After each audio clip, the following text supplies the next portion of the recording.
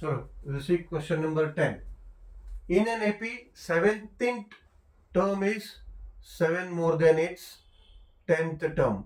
Find the common difference. हमें पता है कि कोई टर्म फाइंड करना है तो फॉर्मूला क्या है, T N is equals to A plus N minus one D, ये फॉर्मूला है. ठीक है. नाउ ए हमारे पास नहीं है, ए हमें पता नहीं, डी हमें पता नहीं. ठीक है. खाली nth टर्म है तो हमें पता है कि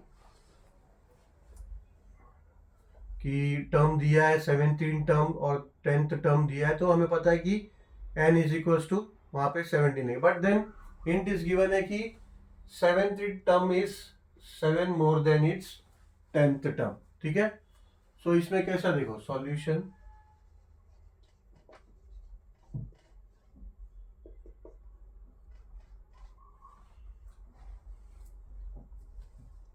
सेवेंटीन्थ term is 7 more than its 10th term. ये गिवन है. ठीक है. और 17th term is 7 more than its, ठीक है, यानी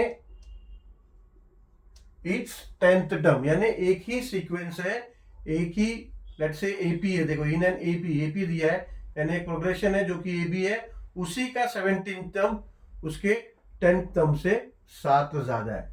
सो if we let A be the first term and D be the common difference, D be the common difference.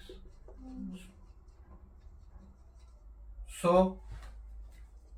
From given condition, यानी condition दिया है. ठीक है. सीक्वेंस नहीं दिया है, प्रोग्रेशन नहीं दिया है. ठीक है. एपी नहीं दिया है, but then they have given a condition. So from condition given,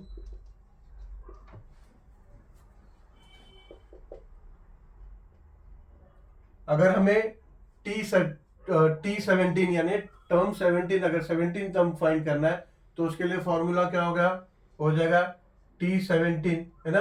तो T17 इक्वल्स टू क्या दिया है, इज T10 से 7 तो ज्यादा है. ठीक है. सो 17th term is 7 more then the 10th term, यानी T17 T10 से 7 तो ज्यादा है.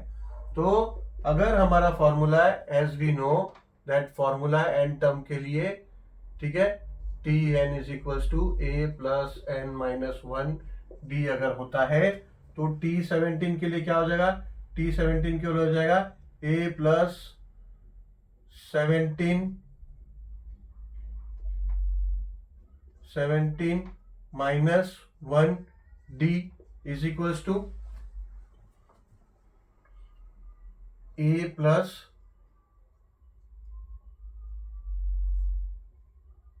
10 माइनस 1 इंटू डी, यही होगा.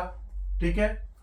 सो देयरफॉर हम दोनों की बराबरी कर सकते हैं. ठीक है. बिकॉज वो दोनों एक ही सीक्वेंस का दोनों टर्म है. यहां लिखा है 17th term is 7 more than its 10th term. ठीक है. सो दोनों ए की बराबरी कर सकते हैं, दोनों को एडिशन सब्ट्रैक्शन कर सकते हैं, बिकॉज दोनों का ए सेम होगा, डी सेम होगा. अगर ये अरिथमेटिक प्रोग्रेशन में नंबर है तो दोनों का फर्स्ट टर्म सम होगा और दोनों का कॉमन डिफरेंस सेम ही होगा. ठीक है. सो नाउ ये हो जाएगा ए प्लस ए डी से मल्टीप्लाई कर लो, हो जाएगा 17D. 17 माइनस 1 को पहले सब्ट्रैक्ट कर लेंगे यहाँ पे, तो ये हो जाएगा 16. 17 माइनस 1 हो जाएगा 16 इंटू डी हो जाएगा 16D is equals to A plus 10 minus 1 हो जाएगा 9 इंटू डी हो जाएगा 9D. ठीक है. फिर क्या करेंगे, ये प्लस ए और ये इधर ये दोनों कट गया, और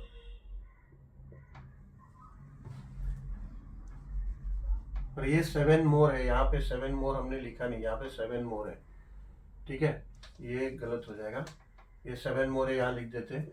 अब a प्लस ये हो गया 16 इंटू डी, ये हो गया 16d is equal to a plus ये हो गया 9d plus 7। Okay, so now a और a तो यहाँ कट गया, और 16d, ये 9d को यहाँ ले लो तो हो जाएगा 9d माइनस हो जाएगा is equal to 7। So therefore ये हो जाएगा 16 minus 9, this will become 7d is equal to 7। So therefore d is equal to 7 upon 7। So d is equal to 1, d is equal to 1 आ गया। यानी find, देखो हमने क्या करना था, हमें फाइंड द कॉमन डिफरेंस, यही हमें फाइंड करना था, और ये आ गया d is equal to 1। So therefore answer common difference